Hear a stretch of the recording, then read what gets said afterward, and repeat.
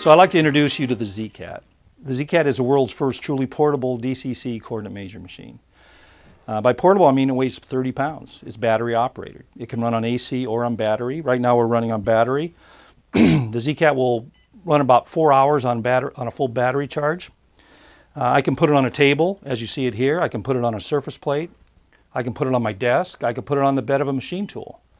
I could put it on an airplane and carry it off to visit my customer and bring my CMM with me. So you can see the zCAT is DCC, direct computer controlled. It's now running a few different individual dimensions strung together in a program that I did earlier today. It took me about 5 minutes to write this program. So the gauge being portable, not only is it portable, but it has its own Wi-Fi network. You can see an antenna here. So right now it's communicating with the PC. It's sending data. Every dimension it's sending the data into the PC, in this case just a simple Excel spreadsheet. The zCAT has 4 axes of measuring. We have a rotary encoder in the base, so that the gauge can rotate 360 degrees. Therefore, we can stage parts 360 degrees around the zCAT. I have 3 small parts here right now. I have a rotary encoder in the probe, so that can rotate 360 degrees, and you'll see the 2 stylus we have on here. So it's toggling between the two, the horizontal and the vertical, using whichever one is the best for the particular dimension we're measuring.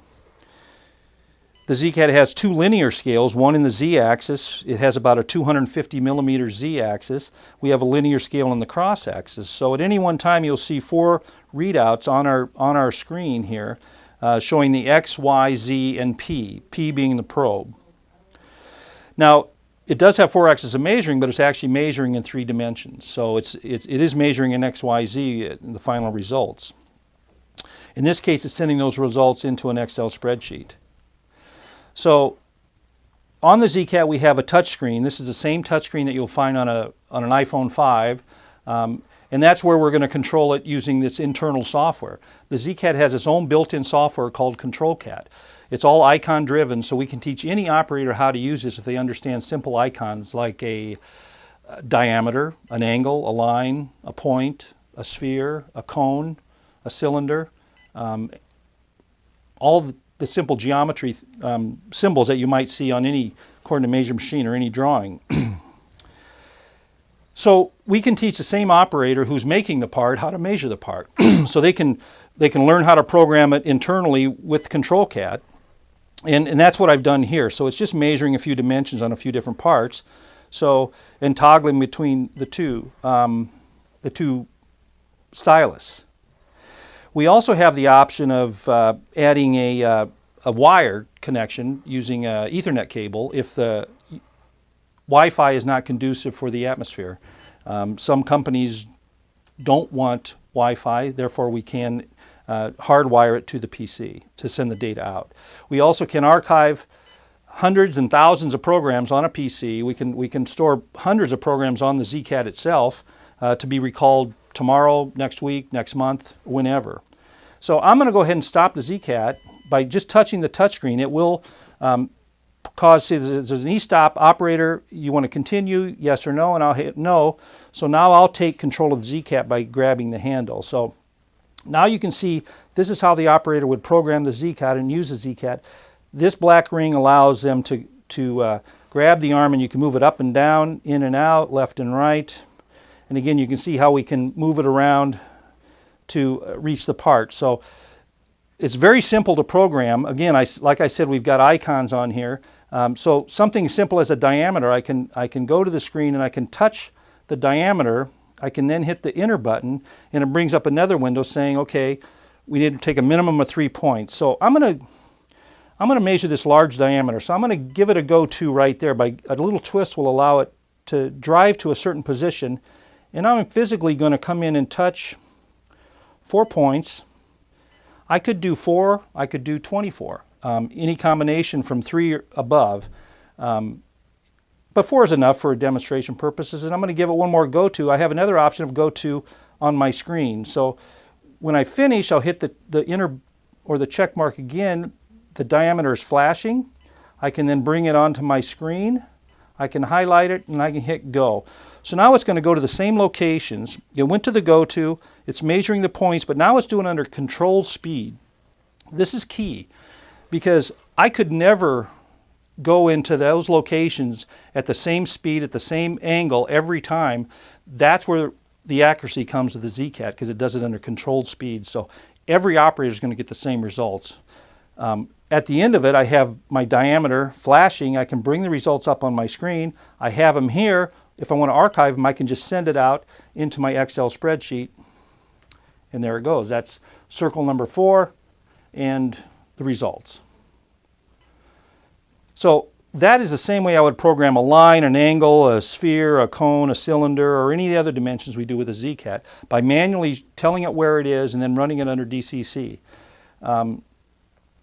From there, we can stage different parts around and do different programs, but we also can go to the next level, which is our full 3D software package, where we can create drawings and do reverse engineering and all the different things that people want to do with CMMs today for a very minimal price. We can go to our MK4 software, and I'll show you that next. What I've done is I've loaded the MK4 software, which will now give us full 3D capabilities on the screen and communicating with the zCAT. The MK4 software will send commands to the zCAT telling it where to go, but I'm still going to program it like I do any other time manually. So when I bring up a screen, I actually have 4 windows. One is the YZ, one is the XY, and one is the XZ image.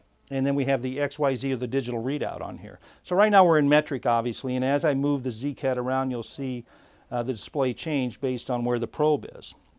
So I'm using the vertical probe, so I tell us in the top we're using vertical probe number 1. So if I want to do a simple measurement, I just accidentally took a point, so I'm going to delete that point and start over on that. So I'll physically come down and touch. You'll hear an audio signal signifying you've taken a point. I'm actually hearing 2 audio signals. I hear one from the zCAT and one from the software. After I've taken the 4th point, it identifies it as probably a plane. And I'll confirm that it's a plane. I'm going to also do this as an alignment, so I'm going to align it and confirm it by the check mark. So you can see on the screen, it's created an image of that plane. Especially it shows in the XY location. So this is looking down at the part, X and Y axis. So now I'm going to come down and I'll measure a line on my part. So in essence, I'm doing an alignment here. As soon as I take my 3rd point, it identifies it as a line, and I will say yes, I'll confirm it with a alignment and the check mark. And you'll see it creates that line on the screen. Now I'm going to come over here and measure one more line. And again, 3rd point, it says that must be a line. I'm going to confirm it. I'm not going to do an alignment here, because what I'm going to do is I'm going to actually create a point on that alignment. So I'm going to, on this part, I'm going to grab the point, and I'm going to hit this little wrench with my mouse, and it comes on and says, okay, that means I'm going to construct it. I'll click on one line, click on the next line, and it creates a point where those 2 lines intersect. I'll make that the alignment and hit the check mark. So now you can see on the screen, we've got a plane, we've got a line, and we've got a point. That point is my 0 point, so you'll see the 2 arrows here. So now I can actually run that under DCC. So if I go to my inspection tab and hit my run key, the computer is now telling the zCAT to go down and do those under computer control. So it's going to be doing it much more accurately than I could manually, because it's got a pre-programmed go-to speed, it's got a pre-programmed measurement speed, just like we have in our ControlCAT software. But it's going to vector perfectly, and it's going to go at an exact speed every time that I could never do manually. This is where a lot of the accuracy of the zCAT comes in. This takes it away from the machine operator and puts it into the DCC power. So we've drawn some dimensions on our part, and that's basically the alignment, but now I can actually go in and start taking measurements. You'll notice I take the fourth point, it automatically brings up a diameter. It is identifying that this is probably a diameter. So if we're doing planes, if we're doing lines, if we're doing diameters, it automatically will identify those without having to tell it that's what I'm going to do. So in this case, I'm going to say, yep, that's a diameter. Click it. I can now actually grab the measurement with my mouse and put it out here and give us that diameter right on our screen. But I can continue taking other measurements. So I'll do a few more. Only now I won't even confirm it. I'll just take another diameter. You'll get an audio signal that says, wait a second, that might not be a good point, but in fact it is. So I'm going to continue, and it will say, okay, that must have been good, and there's my next diameter. Now maybe I want to measure a line now. Again, it'll give me that symbol, but as soon as that signal, and let's just say that's the end of my program for now. I can hit the check mark, and as you can see, it's drawing everything on my screen. So I can start grabbing dimensions and bring them out here. Maybe I want to know the distance from this hole to this hole in a horizontal, and maybe I want to know this angle here. Maybe this angle right here. I can just click on each one and bring it out. But now maybe I want to bring a new part and set it in the same location and run it again. I could do the same thing, set it in the right location, hit my play button. And not only is it going to, well, first it asked me, do I want to use the same reference? And I say yes, because I haven't really, it's in the same location. Again, it will measure every dimension that I did before, and it will update the screen. So if a new part comes in and something has changed, it will be updating the screen too. So anything that changes will be updated automatically. So the operator can put the part down, hit the start button, go pick up part number 2, get ready, get prepared while it's measuring this one, and it will do this, draw it on the screen.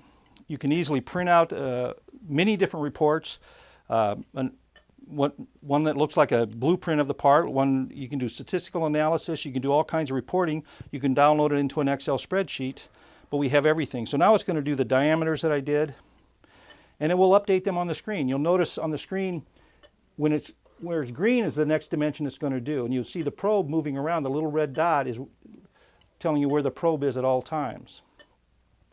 And again, we could do this entire part using the MK4 software and the zCAT to actually do a drawing of your part and create it. So this can be as sophisticated or as simple as you'd like to make it. And again, we can teach any operator how to do this in a matter of minutes. They can be writing programs within an hour. Probably less. It's very simple to use, very easy to operate, very user-friendly, and it's all completely portable and available to be measuring parts on the shop floor right by the machine that's making the parts, and the same person that's making the parts could easily be measuring the parts. That's the zCAT.